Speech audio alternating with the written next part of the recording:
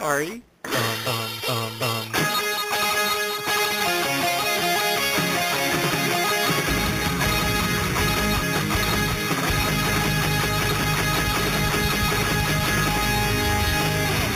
Well...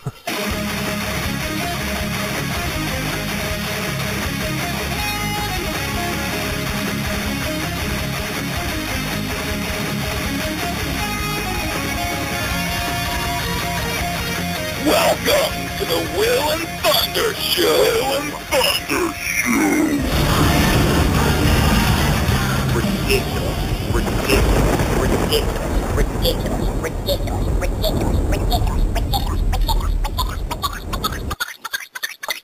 Welcome to the Will and Thunder Show. Our guests are here. We're gonna go ahead and bring them in, say hi to them, and then we're gonna play one of their songs real quick. Welcome to the Will and Thunder Show. How you doing?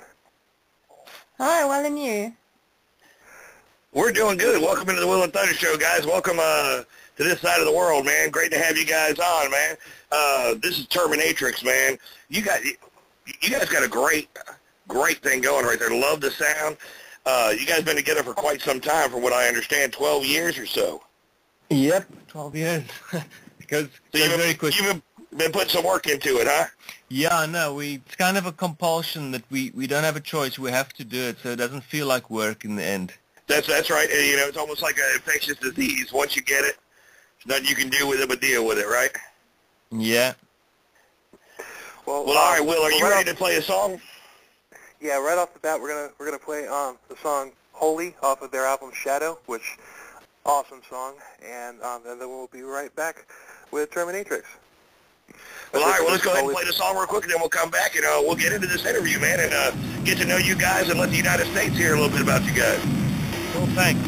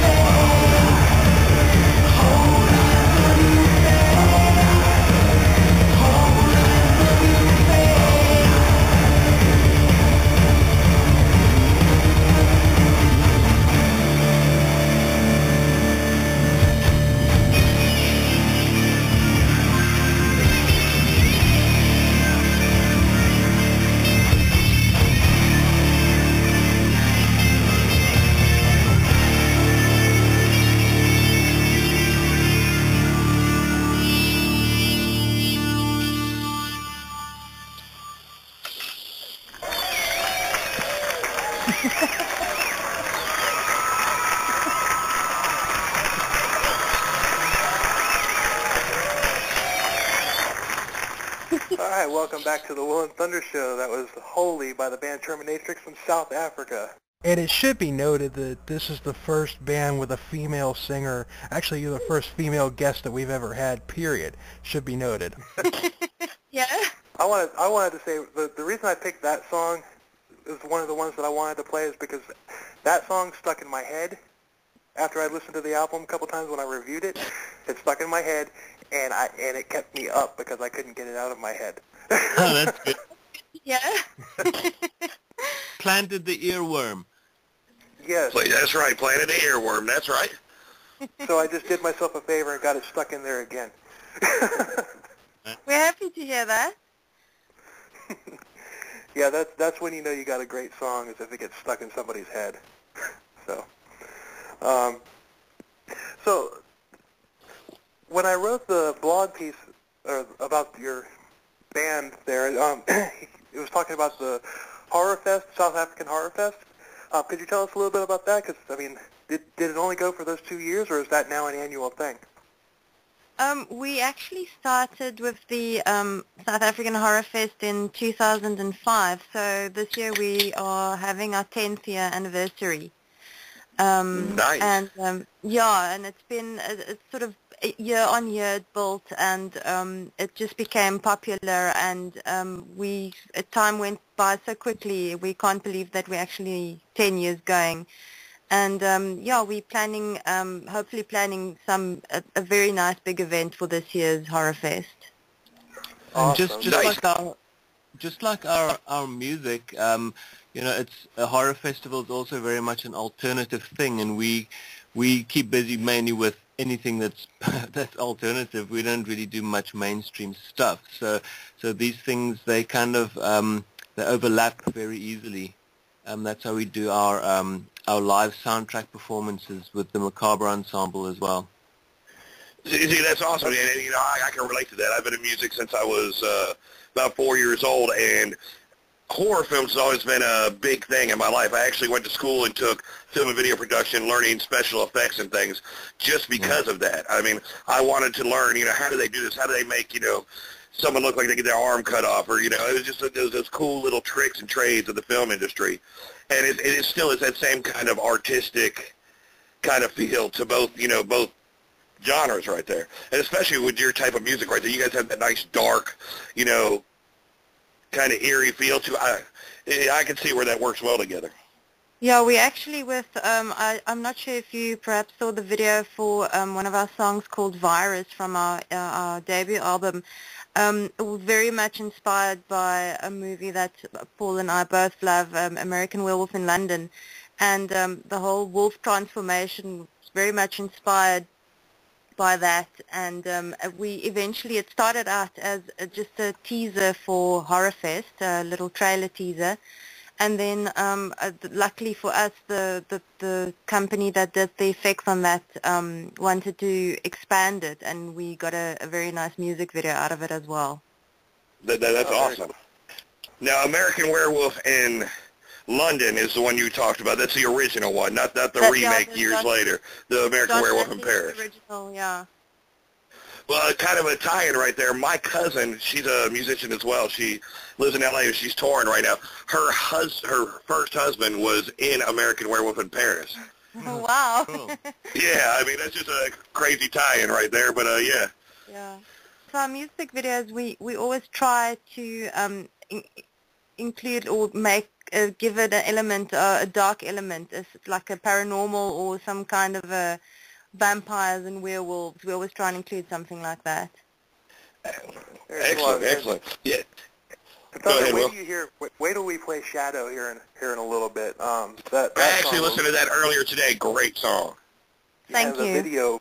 The video itself is scary. I mean, yeah, that video. I watched it. I watched it at night, and I turned off the lights and everything, just because I knew how into horror movies you guys were by my research onto you and everything. And you know what? That video actually kind of gave me the willies a lot more than any of the crap horror films that are coming out these days. Yeah, that's a shame today. Scary movies are not scary anymore. Yeah, that's Yeah. it's funny. It's funny these days. But we tried with Shadow. We really tried to keep things very simple and sort of strip it down to just the basics. And I think with the way that we shot it and the way that it was edited, aimed to make it like confusing and scary in the same time. Now, when I was doing some research on you guys, because I hadn't heard of you until Will reviewed your album, I saw on YouTube, and forgive me right now because my mind, so I'm getting a little older right now. I'm having a part-timers thing going here. You guys did a cover of an old 80s song. Yeah. It's Obsession. Thank you. Michael Desbarres wrote it originally, and they did a version of it that didn't do very well. But then the group... No, you guys rocked it out, man. When I first heard it, I'm like, I hit play on YouTube. I'm like, okay. And I thought it was an original from you guys. And when it came on, I'm like, wait a minute. This sounds slightly familiar. And you guys started rocking it out. I was like, this is awesome, man. Are you kidding me? One of my favorite bands right now in the U.S. is Disturbed. and on all of their albums, they usually throw a cover on there. Yeah. And, and it's nice to hear where you could take, an old 80s song that, was poppy on the radio, and you throw some crunch guitar and some, good drums and some great vocals behind it, and be like, that should have been a rock song. Yeah. Yeah, I mean, two of the original members of An Emotion, they actually contacted us.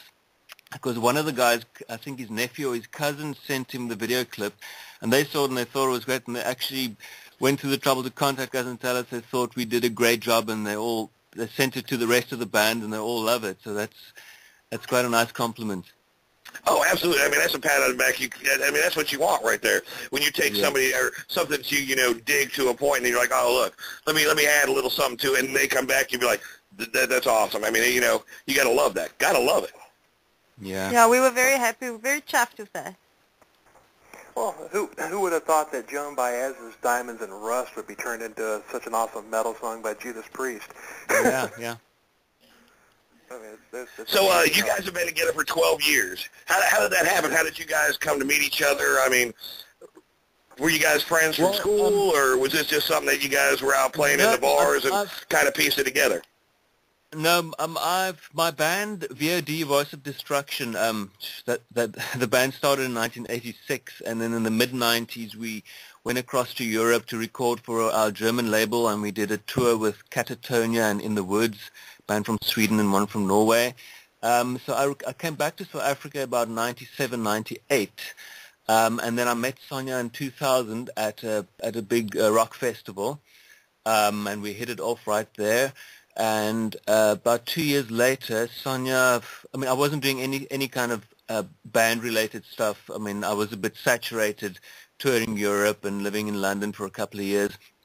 So then Sonja said she'd be interested to do just for fun, do some kind of in South Africa, you don't really get hardcore bands with female vocalists.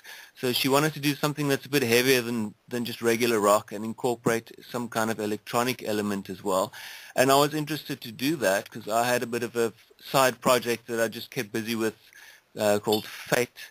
And it just grew from there. We chatted about it. We thought of a name, and I wrote a song just as a sort of a tester, and then it actually sounded pretty cool. Yeah, I think the thing that gave us momentum when we started out, South Africa at that stage had very few really alternative, and when I say alternative, it's sort of goth electronic bands.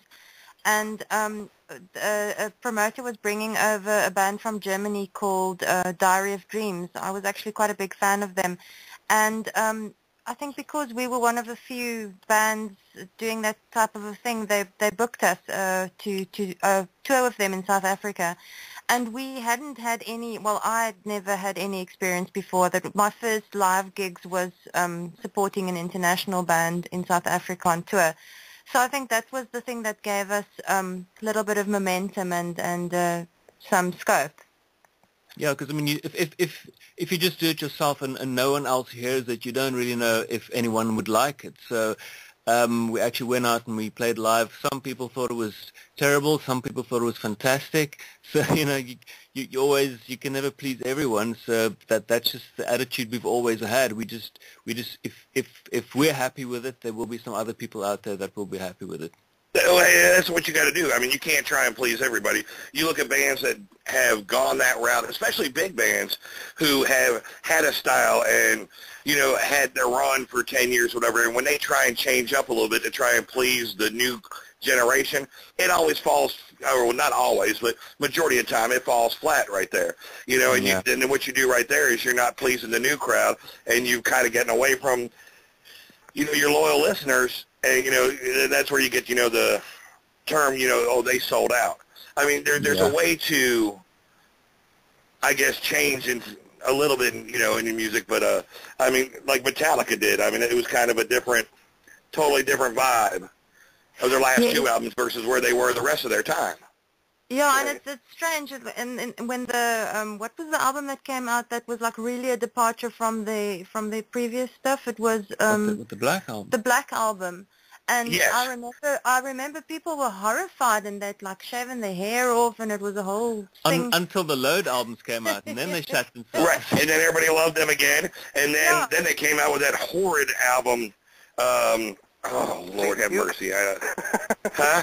Yeah. St. Duke. Oh, and that right there. Now, and one of my favorite bass players of all times is Trulio from Suicidal Tendencies. Yeah. One of my all-time favorite bass players, and now he plays with Metallica, and I can't stand Metallica now. Yeah, we actually, they played here, when was it? Last year. End of last year, or middle last year, and we went to see them, and I'm also sort of got sort of very much off Metallica, but I must say, going and seeing them live really sort of rekindled it for me, and it was amazing seeing them, and sort of, but they played like a lot of old tracks. Exactly. So when you catch the old tracks like that, and it brings you back to when they were raw and rough, I mean, that's what you know of as Metallica. But some of the newer stuff, I mean, it just doesn't. I mean, it just doesn't fit. And I understand that you have to keep yourself alive in the music industry, but there's other ways to do it than totally changing your whole sound and style. I mean, I got an advanced copy of the concert DVD that just came out. What the hell is the name of it? Through the Never. I reviewed it, and I watched it, and that concert they put on blew me away. I mean, I was just like, well, this is Metallica. Yeah. Right. They were playing like it should have been. And I've heard of the old style. Yeah, well, I heard they put that out in the movie theaters out here in the U.S. I don't know if they did it worldwide or not. Yeah, cinema as well. Okay, and I heard it's unbelievable. The showmanship and just the production value, I heard is unbelievable. So, I mean... Yeah. But so you guys are more alternative style. You guys kind of have like a Nine Inch Nails kind of vibe, but you got your own unique sound by far. And the one cool thing is having a female singer. Yeah, There's nothing cooler. There's nothing cooler than a rock chick, dude. There's nothing cooler. I mean, growing up... Calm down there, buddy. Stop for a second, buddy. I'm just saying. Growing up, man, seeing, White Zombie with a female bass player that can rock as hard as I did, I was like, you are so cool, man. You're not listening to hip-hop, or you're not, that's awesome, man. Yeah, Break out the water hose. In South Africa... Oh, shut up. It's difficult, I think in South Africa it's difficult if you... especially in the metal scene, and for us, it's difficult for us. We don't really slot. We're too heavy for the rock scene, and we're a little bit too light for the metal scene. But we do tend our live shows tend to be with the metal scene, and I think the guys sort of not too comfortable with a girl sometimes on stage, and it's a bit strange sometimes. They won't be blatant about it, but there's still some chauvinism happening there, sort of on the sidelines, but never to her face, because I don't think they'll have the guts to do that. But I mean, South Africa is a strange place. People have such. People are just weird here. It's it's all over the world, brother. It's all over the world. It's the same thing here, man. And the thing is, you know what? You know why they can't say anything to her face? because she's got talent. Behind her back, they would go, oh, it's a girl. And then if they said it to her face, she'd be like, all right, well, hit this note, Cupcake. Go ahead and try this one. You know what? When you got it, you got it. That's simple as that. Thanks so much. Well, I do think that that Terminatryx would do well here in the United States. Do you has the album? Do you have any way of knowing how many units have been sold and where? No, not yet. Not yet. No, I mean that's our main problem. Is just to try and reach beyond South Africa. That is our main aim with this album. Is just to get it out to other parts of the world where people actually would really grasp what we're doing. Well, that's the beauty of Twitter. Yeah, that's right. That's the beauty of radio stations like this right here, because this is what we do. What we want to do is take bands from not just the United States, but bands that are, I mean, you guys have been together for 12 years, so you're established.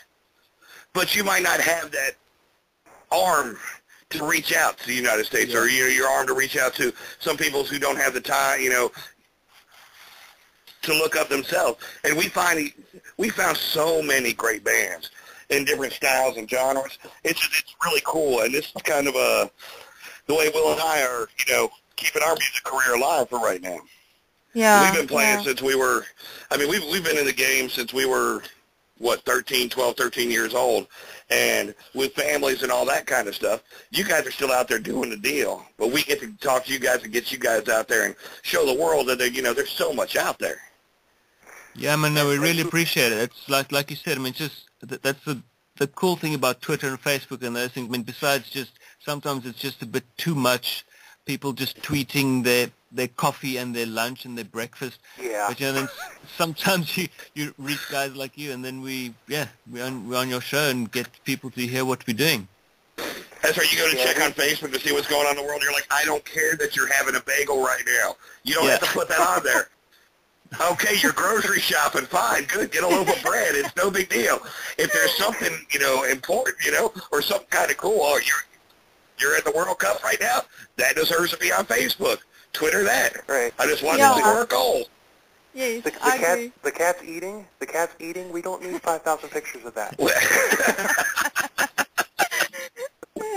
And the same aspect where we talk with a lot of musicians about the whole, YouTube and Facebook thing is, look, man, just because you have a guitar and you've had it for 3 weeks and you learn how to play Smoke on the Water, you're not a musician yet. You don't have to put that on YouTube.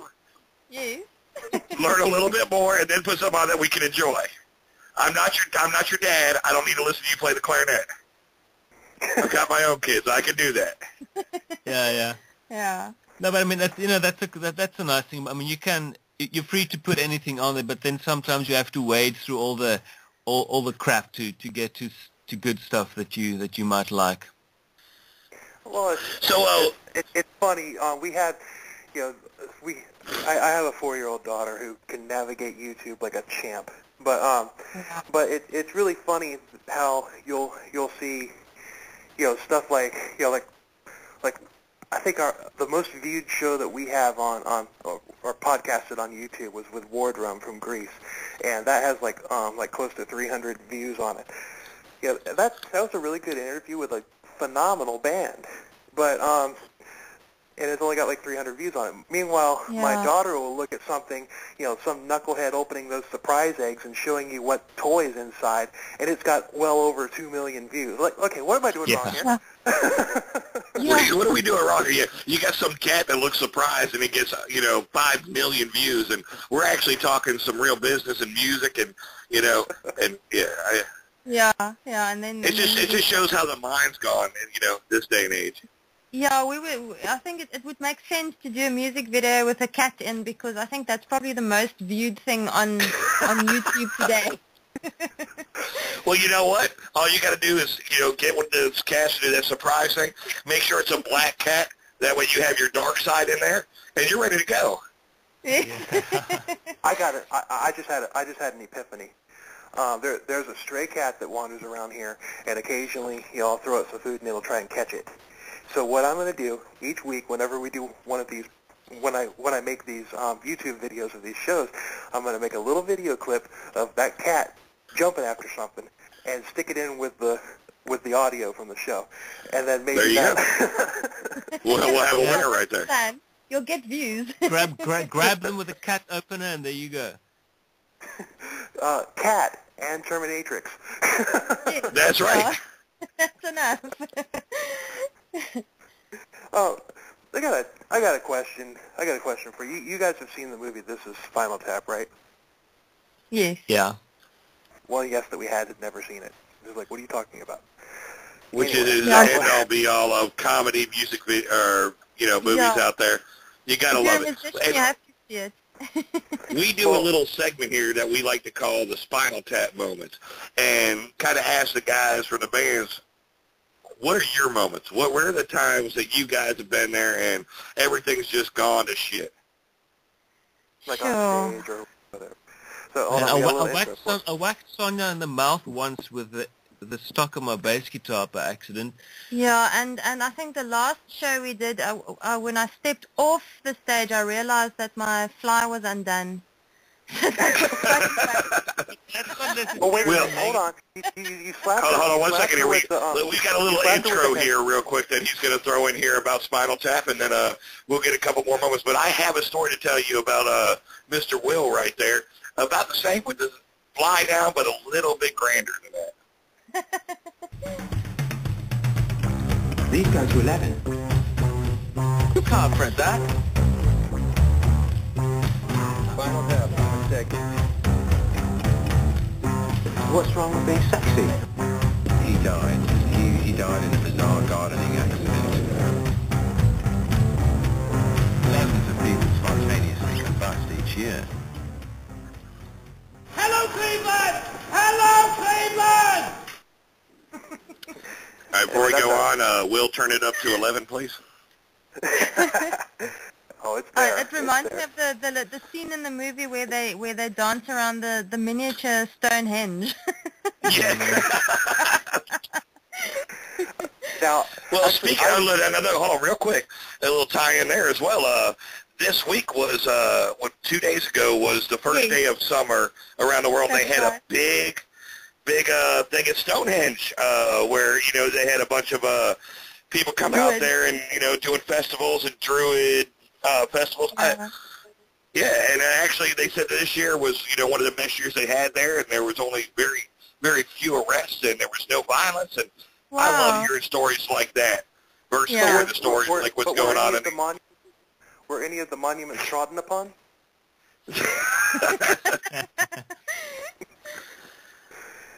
Anyway, well, I just wanted to throw that out there because that's a good light note that, we could throw some people in a, certain area in the world and everybody can get along, and there was no violence and no rioting or anything, and we need a little bit more of that, around this world, right? Yes, we do, definitely, for sure.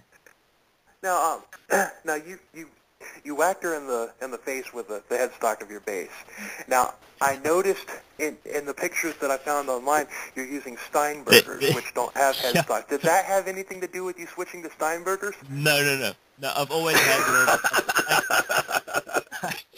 I actually have 3 of those, and I've got a five string, a fretless, and then the 4-string. But probably only use the fretless once. It's because we're from the 80s, and I don't like big, bulky bass guitars, and I kind of use the bass guitar more like a guitar than I can't work out bass lines. I play the bass guitar kind of more like a guitar. The guitar riffs with it with distortion and that kind of thing. So so I think it's probably a good thing I didn't have the headstock on there and just sort of whacked it with the back of the neck. Yeah, I would have had to have some dental surgery. Right. Now, I understand the bulkiness of a bass because one of my favorite basses I ever had was a PV Foundation back in the day. It was just a, mild, just small little guitar, but had one of the greatest sounds I've ever played out of. And then at one point I was playing a 6-string Washburn, and it was like playing an oak tree. No, for sure. The neck was so wide. It was so heavy that if you let go of the neck, it would drop like a pendulum. Wow. It was horrible. But I love my PV bass, man. PV and Ibanez. The nice, small, easy necks to play on, nice and smooth, low action. Love it, man. those big Fender guitars. I mean, just the wood and the size, I mean, just the resonance you get from that. Obviously, you get so much richer, deeper sound out of it. But but for the nature of our music, it's not really necessary because we've got programming in there, we've got synth stuff and little. You got more electrical sound to it, more. Also, you're not looking for that deep resonating bass. You're not slapping the guitar or anything like that. So, I mean, I can understand that. And I've played a Steinberger before, and getting used to that takes some time without having that rest. You know, at the top right there, you're so used. I mean, I was used to, you could feel your thumb at the headstock when you're playing on, the open E, whatever, and you're coming up. It's kind of weird because there's so little guitar there. Yeah. Also, I mean, I play with a pick. I don't play with my fingers, so it's also very much more guitar-like for me.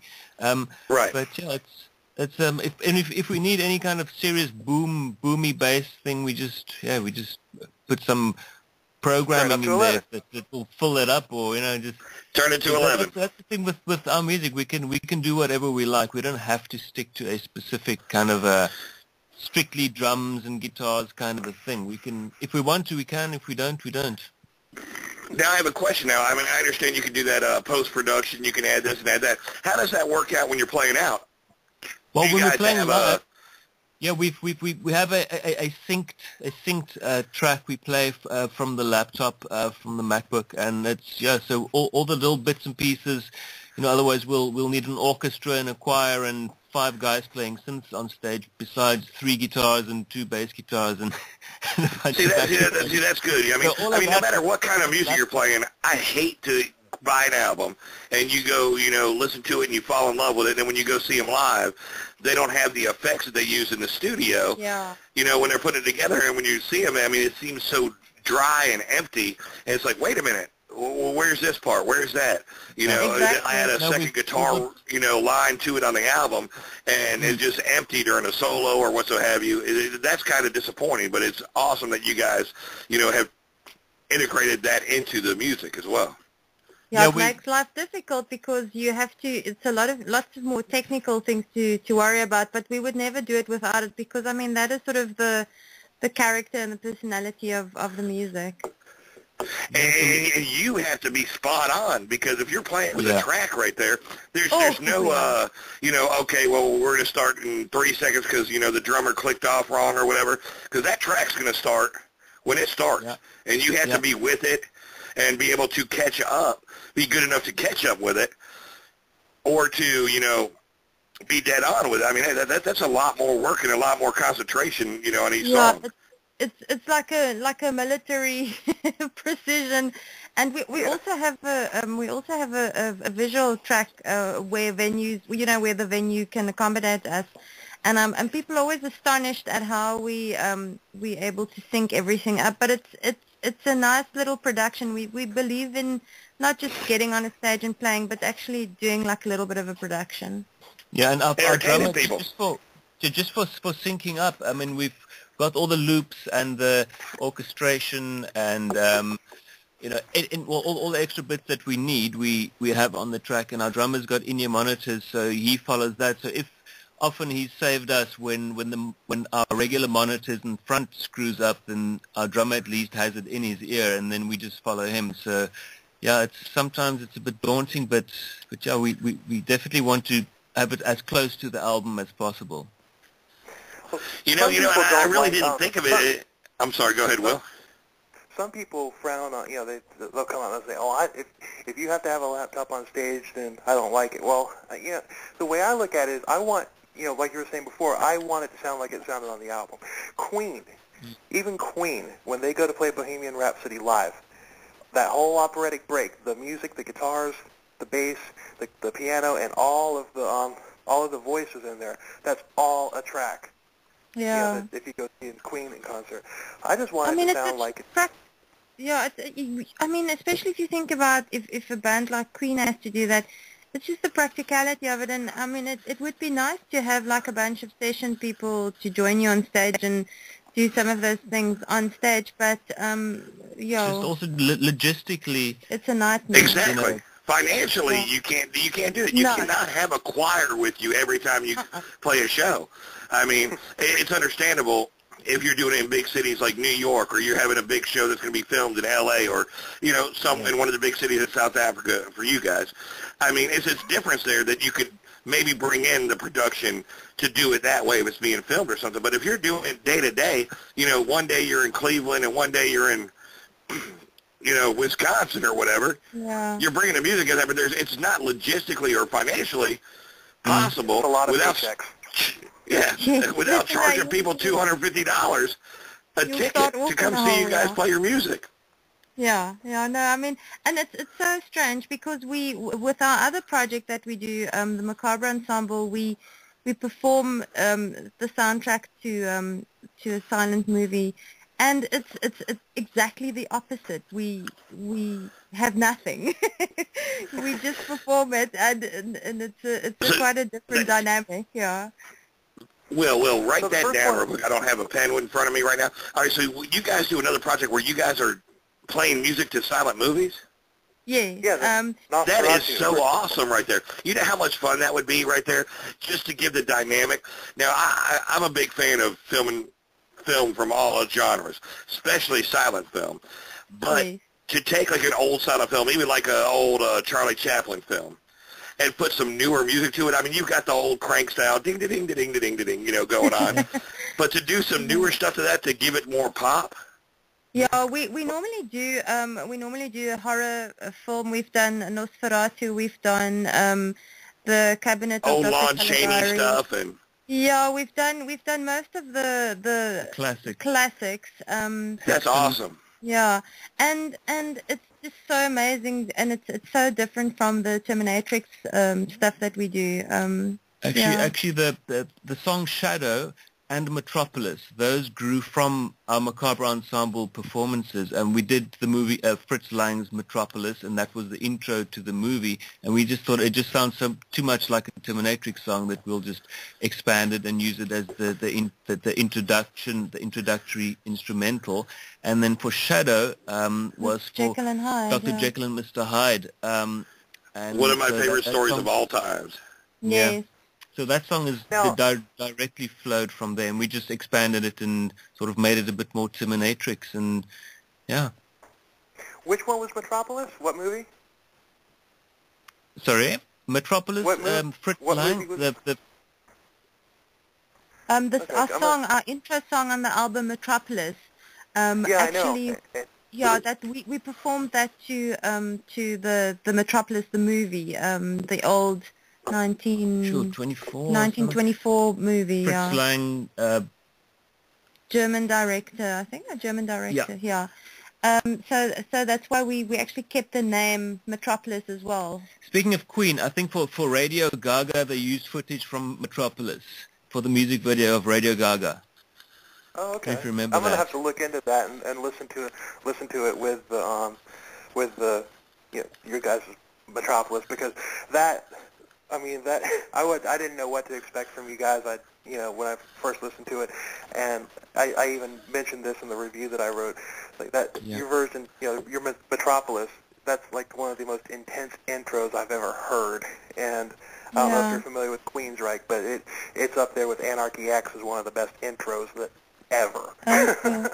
Yeah, we wanted when we performed a soundtrack for the movie Metropolis, we really wanted something very powerful, so that's why we composed that number.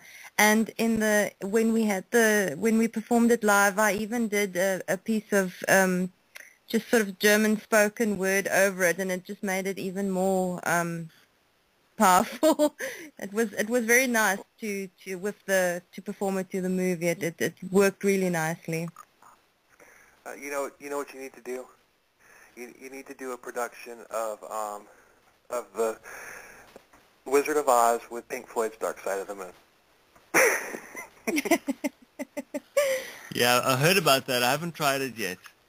I haven't tried it yet either. I haven't either yet, but they say that it's minute to minute a match. I mean, the whole way there. But it'd be cool to hear somebody with a little darker side to do something like that to give it a little more punch to it. But Can you imagine So hearing, now, go ahead. Can you imagine hearing Dark Side of the Moon played like in deep, dark, industrial heavy metal?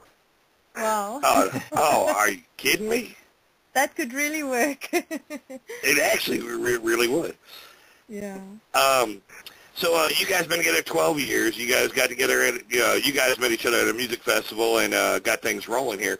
What is your guys' music inspiration? What got you guys into the whole idea of being a musician in the first place? I think for me it was probably, well, I was born in 1970, so, and my dad worked at the SABC, the South African Broadcasting Corporation, and he was a radio guy, and he always brought albums back home and 7 singles, and we really just, my brother and I, my 2 brothers, we sort of gravitated towards the glam rock type of stuff like Mud and Mungo Jerry and those kinds of things, and it just sort of guitar-based stuff that I always loved. And then sort of in about 1980, a friend of ours down the road, we discovered his Kiss records. So then I think that really started it, and I just wanted to play drums from there on. But then, yeah, that's how I just wanted to play in a band. Even if it's started a little garage band with my 2 brothers, and then yeah, sort of in the late 90s, I just migrated to bass guitar and then guitar and anything else that I can sort of fool my way around. Yeah, I think for me, wanting to be in a band or a musician was more the theatrics of it. I think I always loved. I remember when I was in what would our A be? It would be like primary school. We had a poster of Kiss in our in one of our classrooms, and just seeing that was. I'm not a big fan of Kiss. I appreciate them, but just the way they looked for me at that time was so impressive. And I think the whole theatrics of it, just I always wanted to do it for the theatrics of it. I understand that. And you know what? And speaking of looks, you guys have a fantastic look right there. I mean, thank you. You know what I'm saying? And is it you that has the braids on the back of the head, or is that the guitar player? No, that's Patrick, our guitar player. That is the coolest haircut ever. Wish I could pull that off now. Now I'm getting old and I'm getting thin on the top. I could go ahead and grow the back out long. And I used to have hair down to my ass back in the day. Yeah. But now it's getting thin up front. You know, I'm getting older. I'm like, look, I can pull that off right there. And you know what? When we were in a band, Will and I, back in the day, I used to glue foam horns to my head for our shows. I'm like, look, man, with the horns and that patch of dreads in the back, that's right up my alley right there. Yeah, and our guitarist isn't in trouble if we do a live show and he's not shaving his head, because he's done that once, and I was so furious with him because it looks funny with the stubble and the hat. We kind of a beanie hat on at the Terminatryx show. And it just takes away from.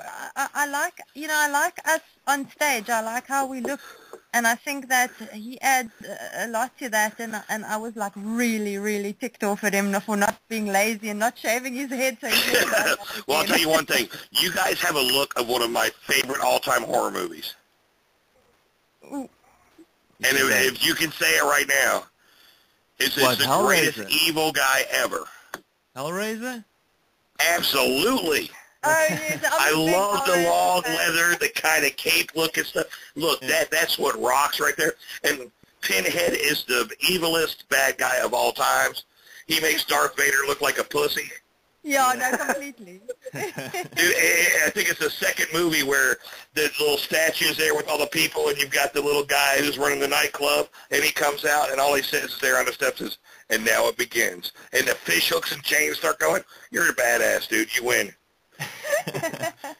He's the best horror guy of all times. Huh? Let's go ahead and break right now. Let's play another song. We'll play Shadow. Sure. And because I've been wanting to hear that song too. Absolutely. The three that I chose are like my hands down favorites of the album. I listened to the album like 4 times. So, wow. So this is Shadow by Terminatryx, and we'll be right back on the Will and Thunder Show. Sure.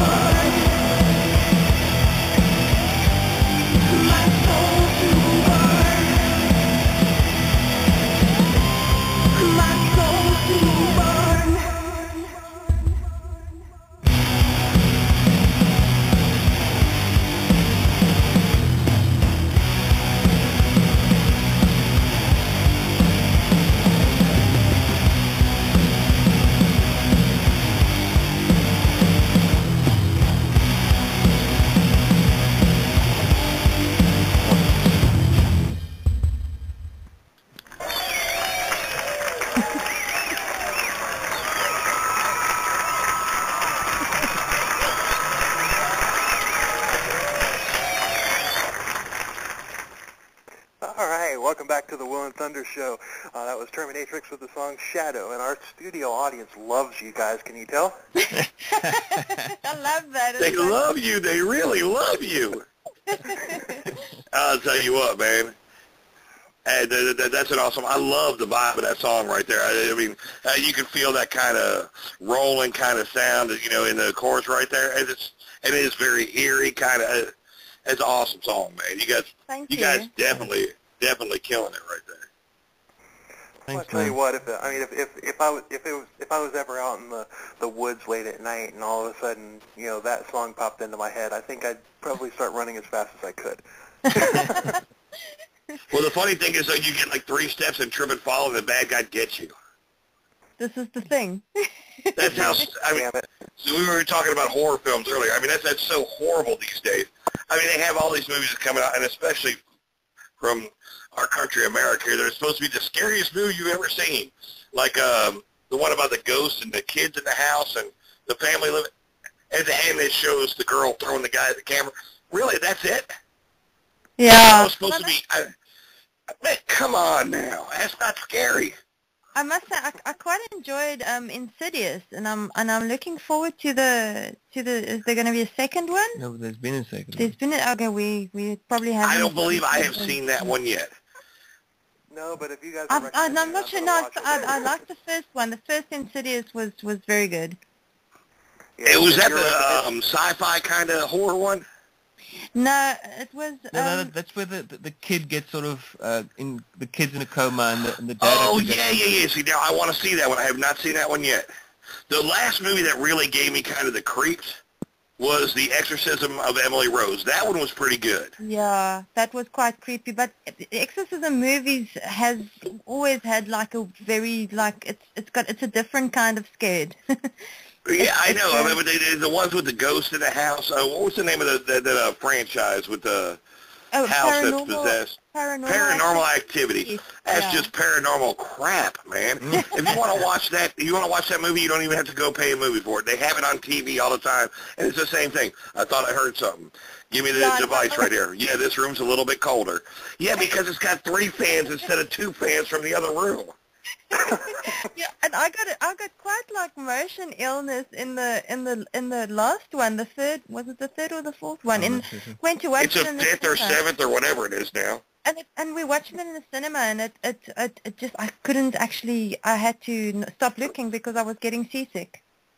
Oh, yeah, it's like the Blair Witch Project, you know, when that started, that whole camcorder, you know, that's how we're doing the video.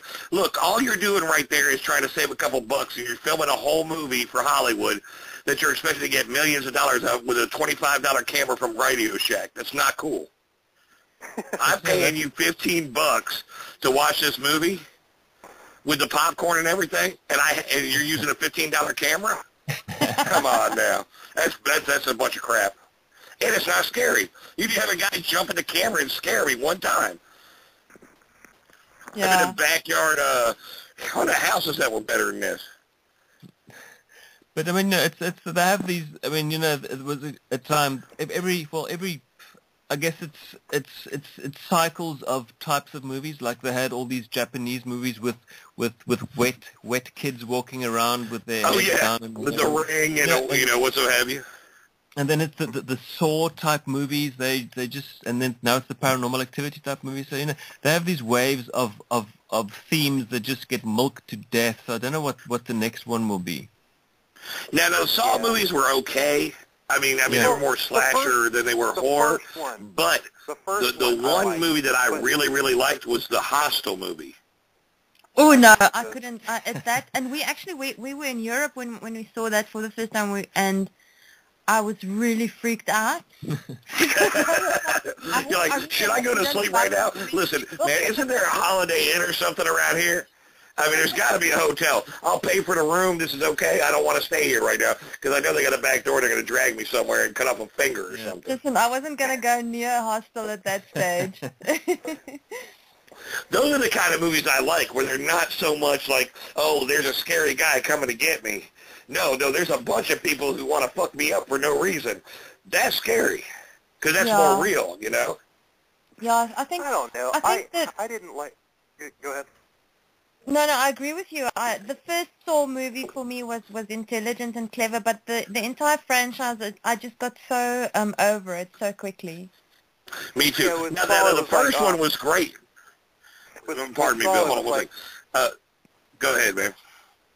With Saw, it was just like, you know, the first one was really good and creative and all that stuff, but then the second one, he dies, and we're supposed to believe that he's got like 6 years worth of orchestration planned. You know, that people are going to have to do. Like, yeah, right. Come on. and I have some oceanfront property in the middle of the Sahara Desert too. Yeah, but what I liked about the first one was him actually getting up at the end, and he's just been laying there the whole time. That was kind of a creepy vibe. You know, you see a guy cut his own foot off, and then he's like, okay, yeah. That's cool, but, you know, so unrealistic in the same aspect. How are you going to lay there for that long without, you know, breathing, making a noise? Look, I can't sit quiet for 10 minutes when I'm trying to get in the house when my wife's asleep. You know, I'm like, how am I going to lay there for 20 minutes, you know, or 2 hours or whatever it is, and not cough one time? Yeah, no, he was quite determined. But with the horror fest that we do, we've got to actually have a section of it that's a competition, and we give a prize to the best short film that we receive, and we've got an international section as well, and we always get the most amazing short films from countries like Spain. And some of them are so brilliant. Innovative movies. Yeah, you wish that these people would get funding to do a feature or to expand it. Full-length film, yeah. So great. See, that's awesome, and you know, and that's where it really comes from. You know, Will and I have talked a million times about musicians, and we talk to some musicians. You listen to so much music, and you think that you've heard the best guitar player you've ever heard, and there's going to be a 13-year-old that's in a barn somewhere in the middle of Bosnia or something, that got a guitar when he was 12, and that's all he's had to do, and it just come out of nowhere. And strings on it or something. And yeah, exactly, you know. And it's the same thing, you know. You got these students who you lived this their whole life, and they've watched every aspect of the film industry. And like, okay, well, you know, the horror film industry has gotten so soft. Let's show them what you can really do right here. And just the thought that they have behind them, and, you know, it's nice to have that right there. You know, and that's what I love about, you know, like, you know, the little independent music festivals. You can go, you know, all over the world to, you know, we got a little beer fest right here. We're going to have 10 bands playing. You're going to find some of the best bands you've ever seen that have never been heard in the whole world. Yeah, and you normally find that with that it's such a departure from what you find in the mainstream and what everyone sort of the bandwagon stuff, and that's what I like about anything sort of independent, is because you're not bound by any people telling you or taking away your creative license. You can really go to town, and I think that's sort of the independent short films. The short films really capture that. Well, you know, that kind of sums up your music right there. I mean, you've done the same thing music-wise. You've taken the time to make it your own, be independent. As you said, there wasn't any of that going on. You know, one band from Germany kind of gave you guys a little kickstart right there because they were down there. Yeah. And now look at you guys 12 years later doing the same thing. And you still don't want to be mainstream. You want to be the one-off. You know, check us out. You know, we're not going to sit here. We'd love to be on the radio and love to make money. Don't get me wrong here, but it's the point of the matter is we want to do something that you've never heard before. We want to be that difference, and that's awesome right there. We won't be happy with ourselves if we're just replicating what someone else is doing. I mean, like currently as well, just in the metal scene, you know, you have everyone must try and tune down as low as possible with 8 to 9 string guitars and just be the heaviest and most brutal. You know, I mean, there are other bands who can do that. So we choose not to. We just rather want to create cool songs that people can latch onto and enjoy, and still not have it sound like a piss willy song. It still has, it's heavy enough, but not just for the sake of being heavy. It has more real vocals aspect to it. Well, for example, I mean, if I ever bought a 7-string guitar, I would tune that top string. I wouldn't tune it way down to B. I'd tune it to D, just so that I wouldn't need 2 guitars, so that I would, you know, in case I have a song that's done in drop D, because I mean, half the stuff that I write's in drop D, but I don't want to go any deeper than that, you know. Yeah. Our first album was in E.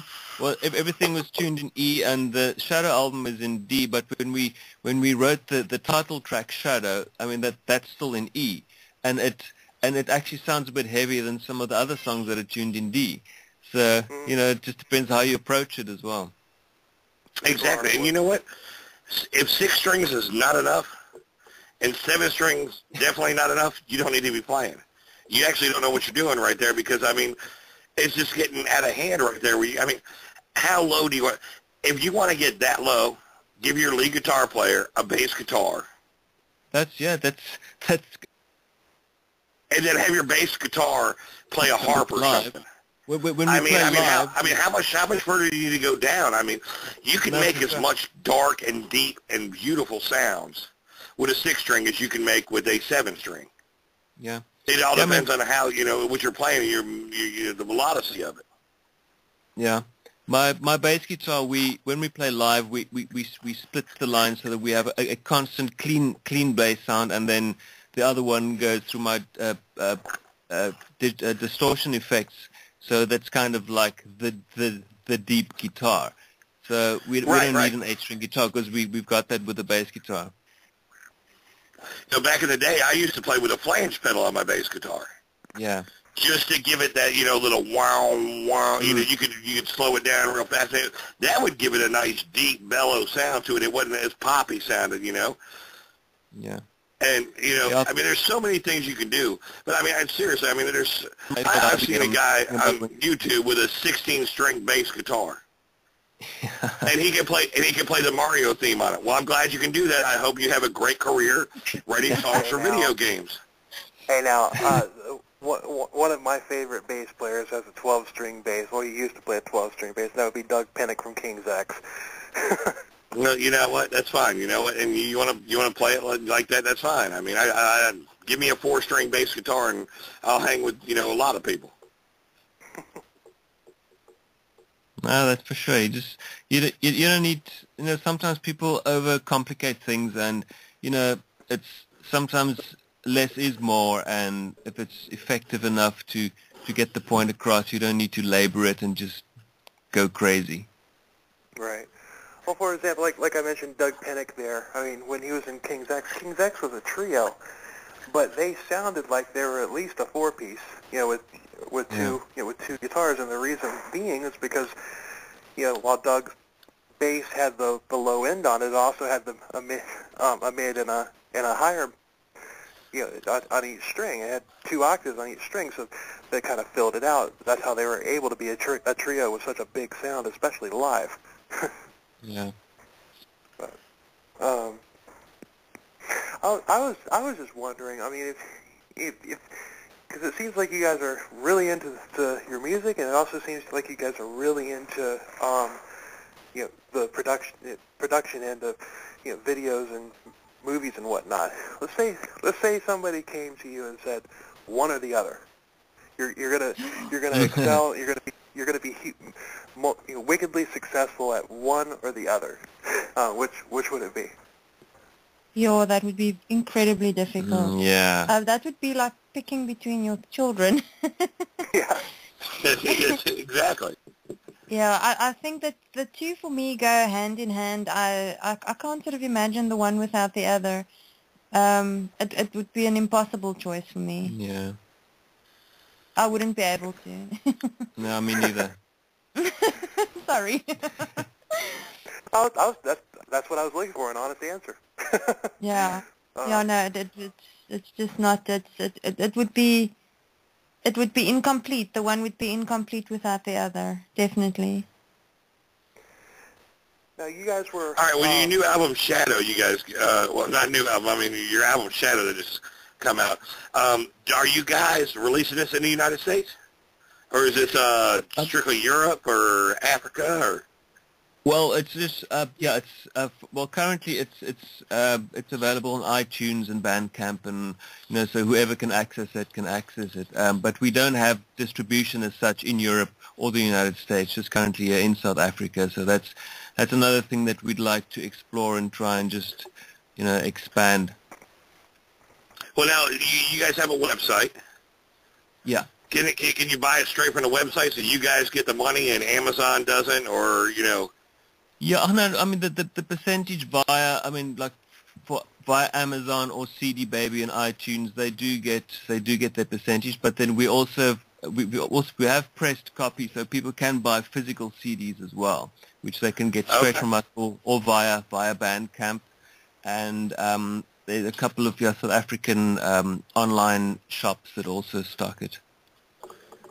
Because we always want to push, the best way for you guys to make your money versus somebody else getting the money, because you guys put the work into it. You guys were in the studio, and so we want to try and get it the best way where you guys can make a little money off things and get things going. Do you guys have any tour? You guys have any tour aspirations, or I'm sure you guys play in South Africa quite a bit, but you moving to Europe to do any tours, or to the United States? Any aspirations there? Man, with the exchange rate for us to go anywhere it's just crazy. It's about the rand to the pound sterling is about 20 times. It's times 10 to the dollar, so and 15 to the euro, I think, at this stage. It's crazy. Yeah, so you really need a fortune. The last time we played overseas was when we were invited to play at the Popcom Festival in Berlin.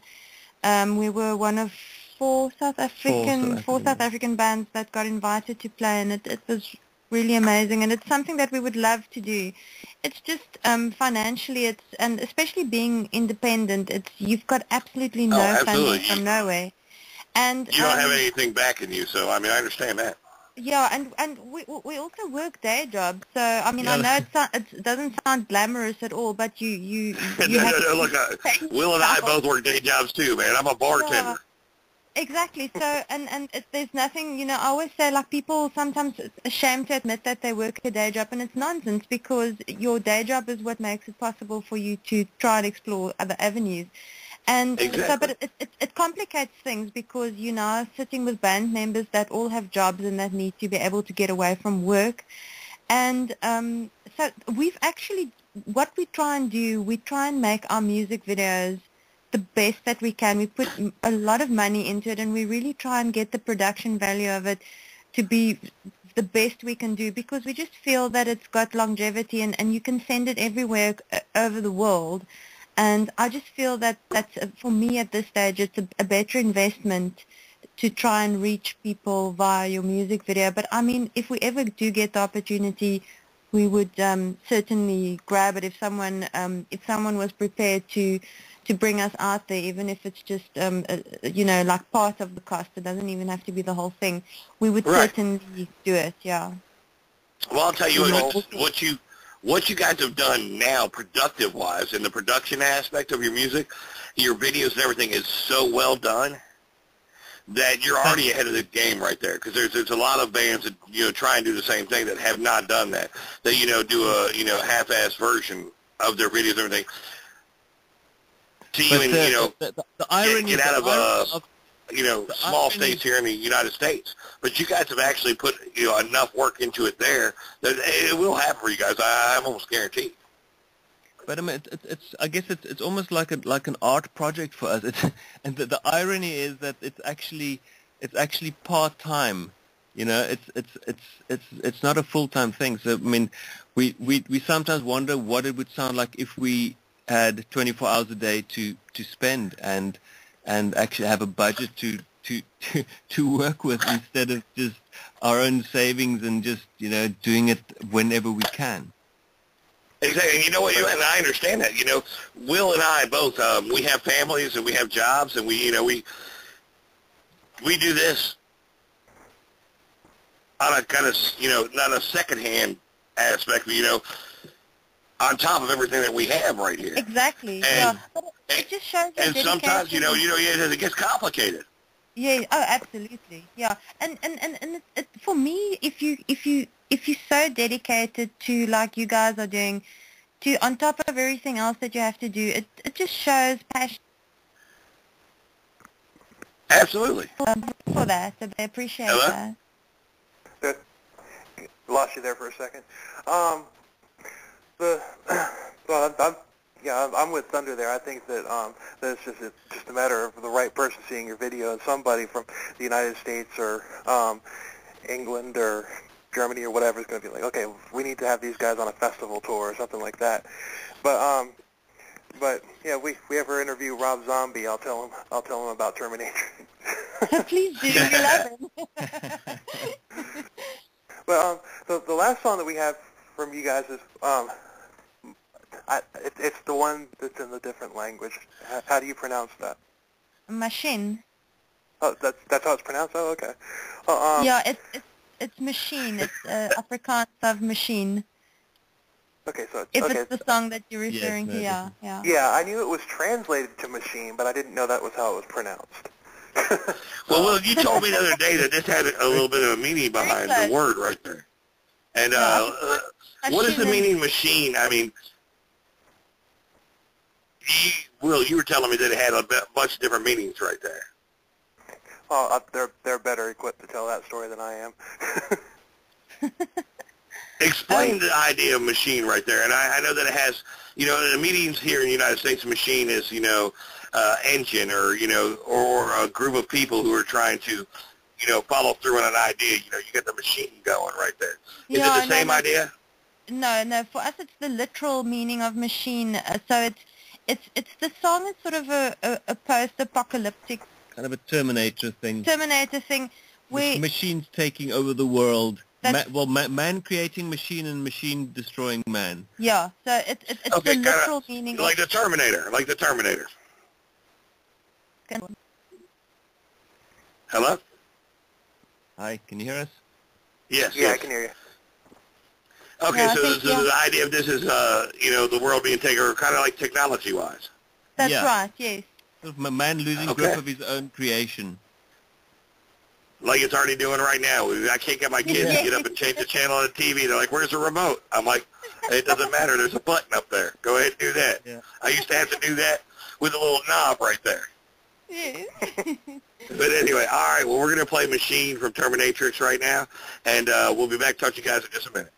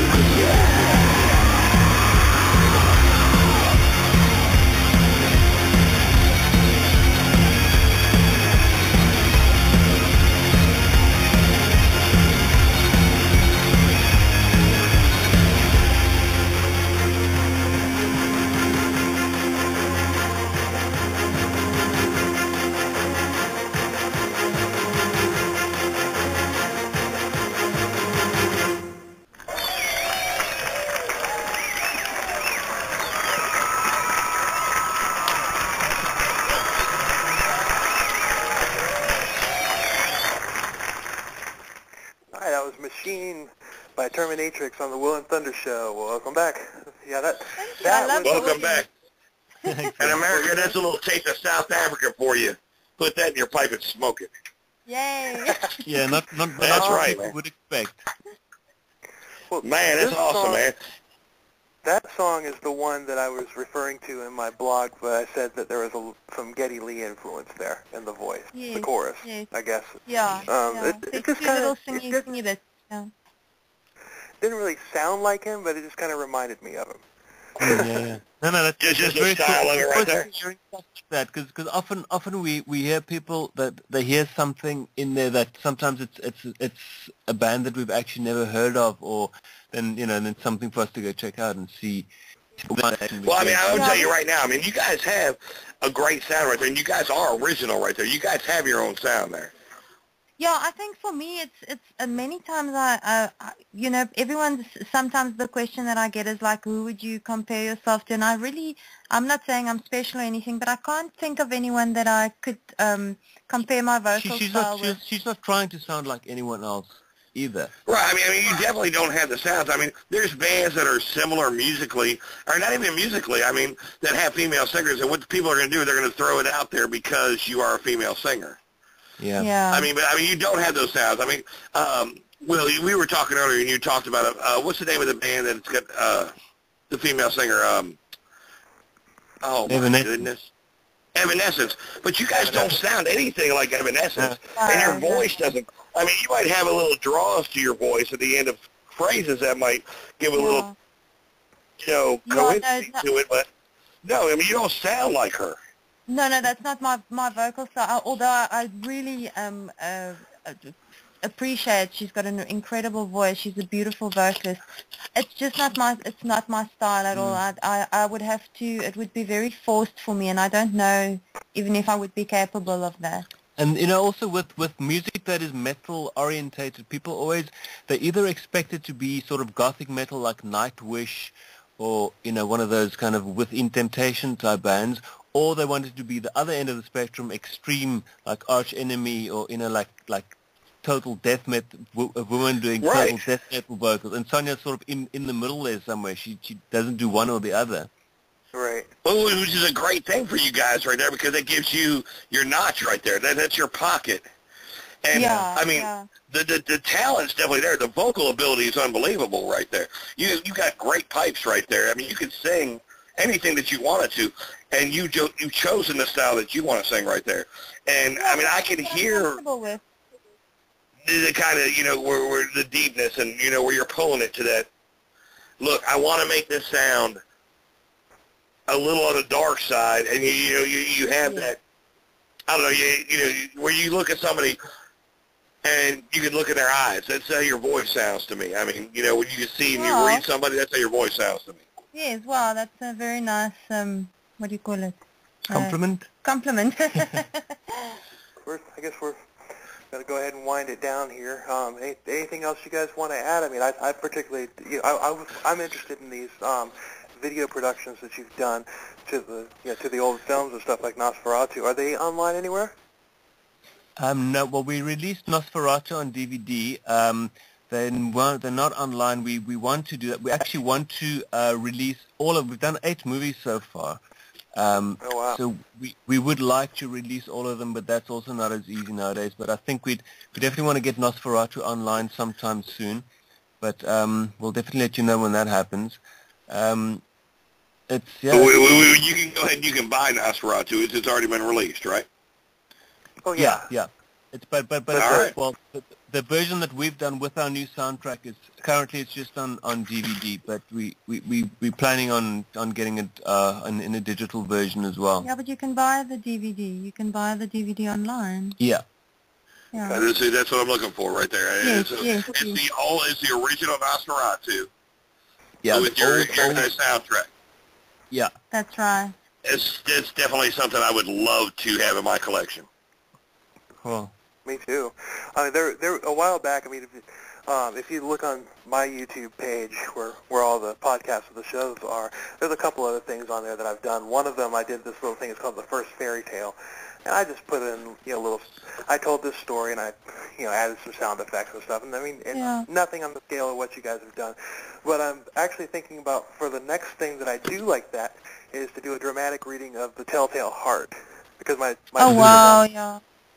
my pseudonym there is William Telltale, and a lot of people, the Telltale Heart, yeah, it is. That's where it came from. But, but I've always thought that, I've always actually wanted to do that. I've heard in my head a reading, basically how I would do it, and I'm probably going to be starting that here sometime soon, at least practicing the reading of the story, and then I'll probably record it and hopefully have it out around Halloween.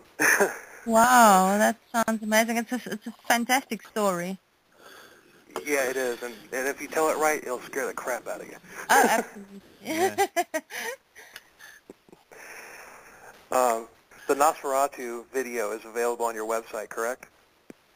Yeah, it's via people can order it. They can order it straight from us if they want to. Otherwise, there's another website, oneworld.co.za, where they can order it, or there's kalahari.com, and I think it might be on takealot.com as well. It's online stores here in South Africa. Very cool. Well, we'll get that. We'll definitely get that on the web page right there, to where they can find it. This is something I'm very interested in right there, because I'm, as I said, big in horror movies, especially the old ones, you know. Yeah. And it'd be awesome to see. I mean, as I said, I've watched lots of silent movies, the horror movies back, you know, and the music was okay. They only had so much to work with back then. And now that there's something a little deeper, darker, with a little electric behind it, I can't even imagine how much more vivid the images will be. Yeah. We actually... Oh, sorry. Because what they usually do with these old releases, they just take sort of some kind of public domain music and they slap it on there.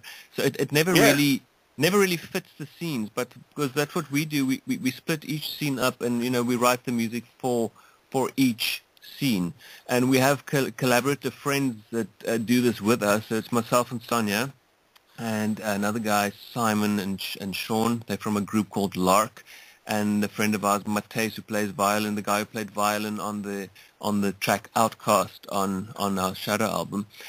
So we split it up into scenes, and each of us just work on it and create something different. So it's also not just the same person doing the music across the board. So it's got quite a nice varied feel to it. Yeah, and we actually performed, we were invited twice to the biggest music festival in South Africa. Is called Opikopi, and we were invited there twice, and the one year we performed as the Macabre Ensemble, and the one year we performed Hexen, and... No, it was Machista in Hell. Oh, sorry, it was Machista in Hell, and we actually had, people headbanging to Matthijs playing violin. Nice. You know how cool that is right there? Yes. Obviously, you guys know because you were there, but I mean, that is awesome right there. Yes, yeah.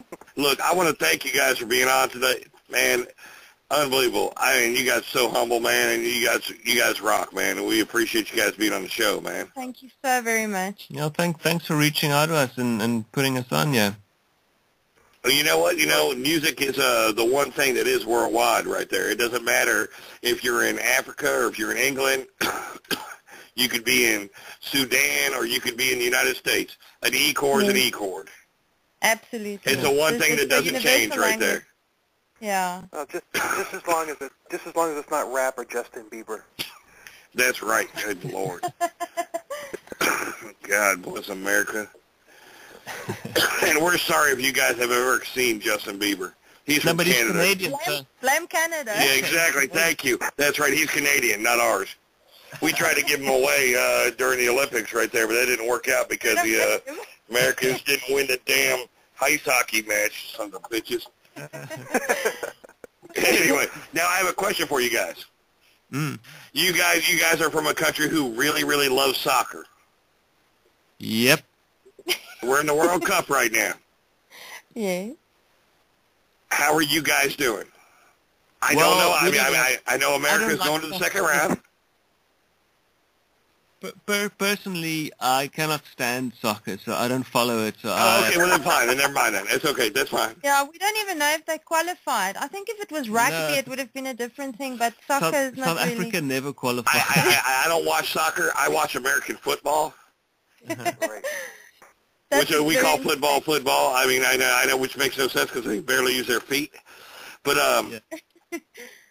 I was watching I watched because the Americans doing, they're doing better than they should have been. So I was kind of keeping up with it just a little bit. But yeah, no, I think if as long as you guys don't know and you guys don't care, that's fine. That's fine. I mean, yeah.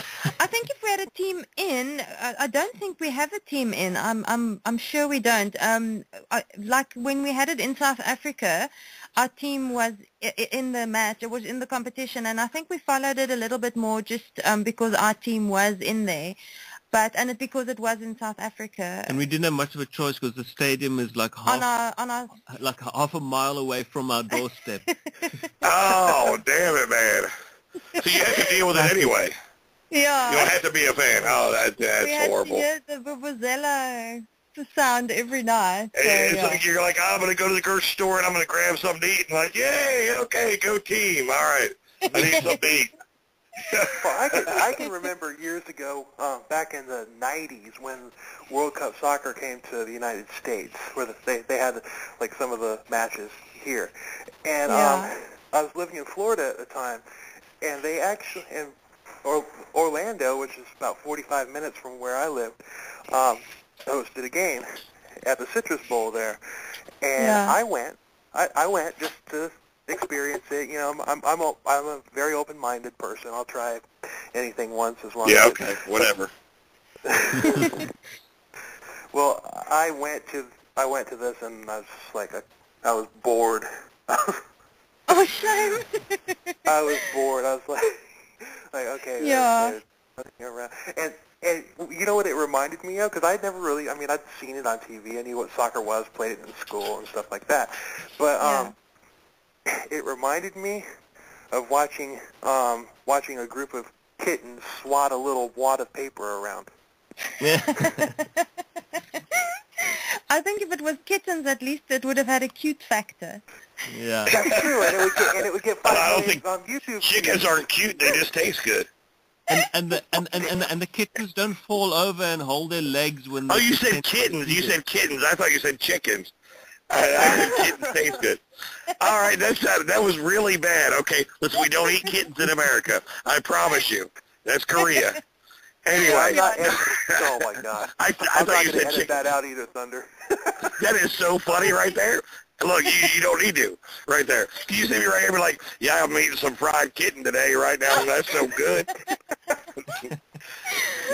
I barely eat chicken, so I definitely wouldn't eat kitten. I wouldn't eat kittens either. I mean, look, I'm not. Look, we're not that bad in America. I know the rest of the world thinks that we're just mongrels right here, but no, we don't eat kittens. No. God bless America. I'm glad I heard the end of that conversation right there, because that would have been really bad, you know. Oh man, you would have left us thinking very weird things about. I know. You're like, we're gonna stay here in South America. We don't even want our music over there. Them kitten-eating sons of bitches. Feathers, not fur. Feathers, not fur. That's what we eat. Goodness. No, we have. I'm glad I cleared that up. Yeah, thank goodness. We have this fast food chicken restaurant here. It's called Chick-fil-A, and I don't know if it's down there or not, but they had put these billboards up along the interstates, and it has these like cows. They're actually painting the sign that says "Eat more chicken." They try to save themselves.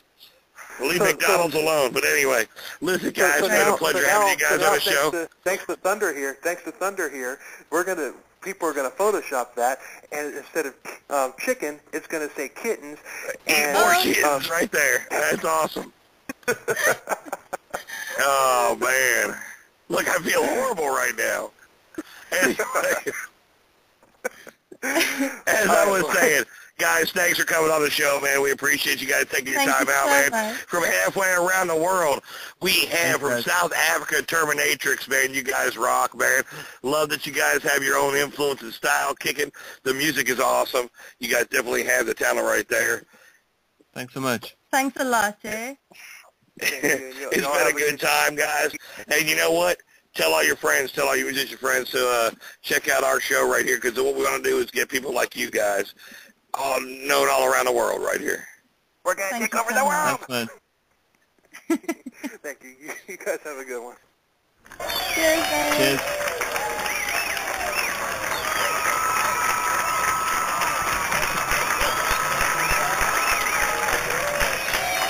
Thank you for listening to the Will and Thunder Show. The band that's going to take us out is Beyond the Fade from Charlotte, North Carolina. You can find them at Beyond the Fade at Twitter and also at Facebook, Beyond the Fade. The song's called Lights Out, and they're going to take us out.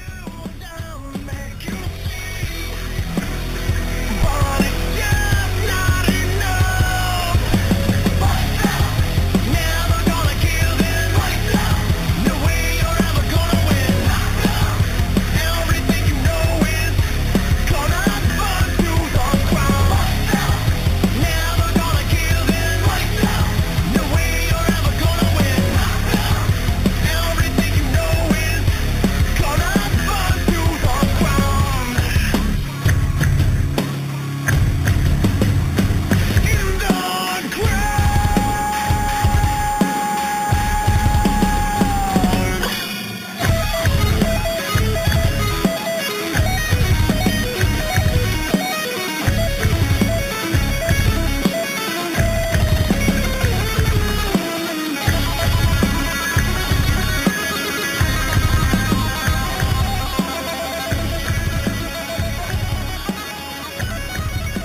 Thank you for listening to the Will and Thunder Show. We'll be back next week, same time, 10 p.m. Eastern till midnight, with another awesome guest for you. Later.